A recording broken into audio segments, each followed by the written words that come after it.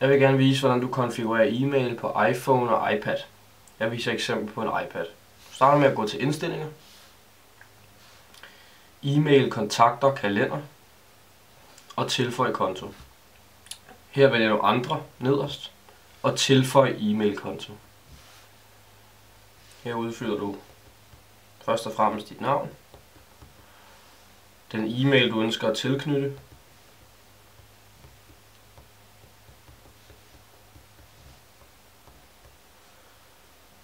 din adgangskode,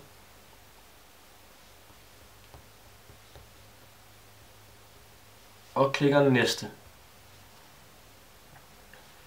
Når du kommer hertil, så skal du udfylde nogle ting under server til indgående post og server til udgående post. Og her skal du faktisk udfylde det samme begge steder. Under værtsnavn skriver du server.bigmate.com. Under brugernavn, der skriver du e-mailen.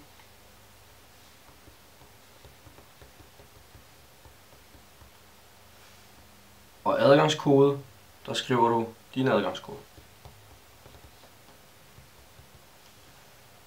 Under server til udgående post, der er det fuldstændig det samme.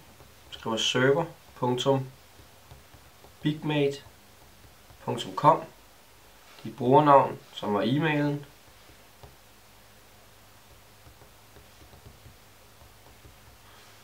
og din adgangskode. Hvis du har udfyldt det korrekt, så skal det meget gerne ligne mit, bare med et andet brugernavn og en anden adgangskode. Så klikker du næste.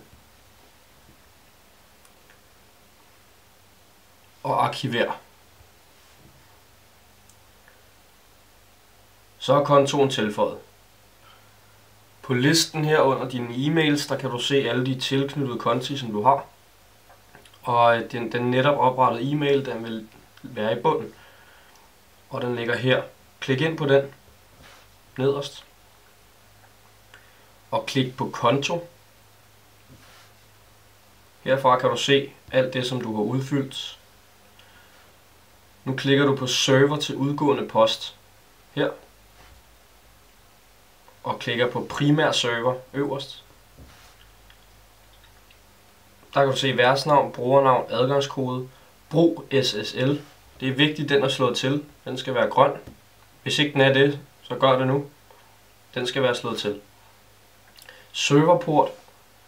Hvis den ikke er udfyldt, eller den står på noget andet end 465, så får det rettet med det samme. Der skal nemlig stå 465. Når du har sikret dig, at brug SSL er aktiveret, og serverporten står på 465, så klikker du OK igen. Går tilbage, konto. Så klikker vi ind på avanceret, vi er stadig under konto. Avanceret nede i bunden. Og scroller ned. Der står igen her, brug SSL. Den skal være grøn. Den skal være aktiveret. Og nede i serverporten hernede, der skal I sikre jer, at den står på 993. Hvis den står på noget andet, så ret det til 993. Så klikker vi til, vi går herop, postkassehandlinger.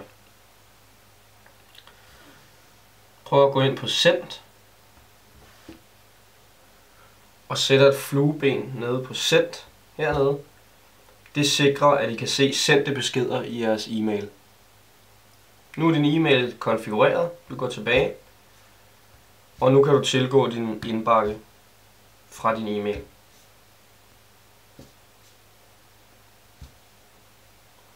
God fornøjelse.